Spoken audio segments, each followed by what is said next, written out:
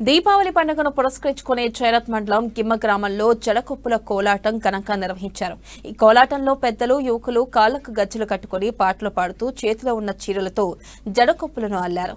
జడకొప్పుల కోలాటం పూర్వీకుల నుండి వస్తున్న ఆచారమని 2 రోజుల పాటు ఈ వేడుకలు జరుపుకుంటామని గ్రామస్తులు తెలిపారు. చివరి రోజు అమ్మవారికి మేకలను బలిచ్చి తమ మొక్కులను చెల్లించుకుంటామని చెప్పారు.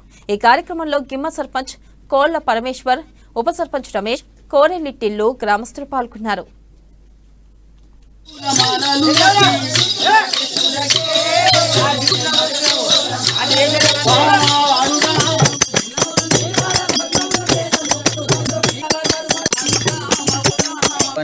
మేము చిన్నతనం నుంచి చూసుకుంటూ ఏరినాం. చిన్నప్పుడు సుఖ మా తాత తరాల నుంచి మా గిమ్మ విలేజ్లో ప్రతి వాడకట్టుకు దసరా పండుగ కానీ, దీపావళి పండుగ కానీ ఇది భక్తి భావన. అంటే పిల్లలందరూ మంచి మనశ్శాంతి కోసం ఊరు పెద్దలు అందరూ ఒక్క దగ్గర కూర్చుండి భజన, డప్పు, బాజలతోని అంటే ఊరు పంటలు బాగా వండాలని, విలేజ్లో కష్టాలు నష్టాలు రాకుండా పంటలు బాగా వండాలని ఉద్దేశించి ముందు తాతల జమానా నుంచి జడకొప్పు వేసేవారు.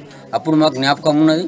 మళ్ళీ నడమల కొందరు యూత్ పిల్లలు నచ్చుకుంటూ మేము సుఖాది పాత మేము మూడగొట్టాము, ఆ విద్యలు ఎందుకు కూడగొట్టాలా, ఊరు మంచిగా ఉండాలా, ఊరు అందరు ప్రజలు మంచిగా ఉండాలని ఆ ఉద్దేశంతో మళ్ళీ కొత్తగా యూత్ పిల్లలందరూ ముందుకు వచ్చి ఈ జడకొప్పు వేద్దామని అందరూ సంపాదించి ఊళ్ళో ఈ జడకొప్పు ప్రోగ్రాం శురు చేసిండు.